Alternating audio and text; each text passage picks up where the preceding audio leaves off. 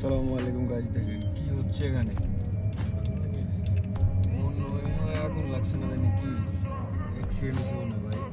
ওই যে অ্যাক্সিডেন্ট হয়েছে না, হেলিকপ্টার সব চলে আসছে, মানুষ এখানে। এই যে দেখেন, ওই যে হেলিকপ্টার চলে আসছে। ওই যে গাড়ির অবস্থা দেখেন ভাই, দাঁড়ান দাঁড়ান, ওই যে দেখেন গাড়ির অবস্থা, এই যে দেখেন দেখেন কি অবস্থা দেখেন।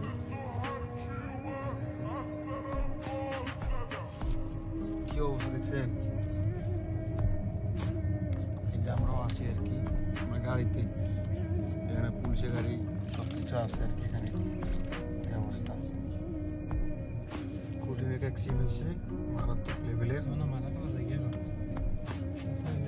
বলতে পারে হেলিকপ্টার চলে আসছে মানে এই জায়গায়, মানে কি বলবো আর, হেলিকপ্টার চলে আসছে এই জায়গায়, মানে তার মানে কিছু একটা বড় ধরনের হয়ে গেছে।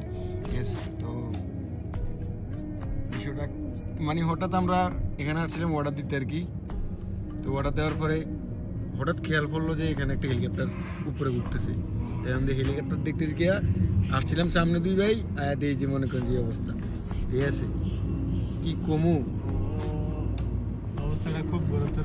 মানে এই দেশে অ্যাক্সিডেন্ট ছাড়া আমার মনে হয় কিছু দেওয়া যায় না, বেশিরভাগ মহিলা। আমার মনে হয় মহিলা অ্যাক্সিডেন্ট হয়েছে ভাই, এই ছাড়া কোনো কিছু না। আমার মনে হয় মহিলা বেশিরভাগ, কারণ মহিলারে নিষিদ্ধ করে দিতে একবারে এদেশে গাড়ি চালানটা, তাহলে এটা অনেক ভালো হইতো, অনেক সুন্দর হইতো জিনিসটা। মনে করেন যে আমার বাংলাদেশে আছে না, যদি বাংলাদেশে এই মহিলাও কাহিনিটা হইতো, মানে গাড়ির থেকে মানুষ নাই থাপ পাইতো। মানে যেই কাহিনি করে তারাই সৌদি মহিলা, তাকে কথার উপর কোনো কথাই করা যায় না, এরকম একটা অবস্থা। তো যাক, সবাই ভালো থাকবেন।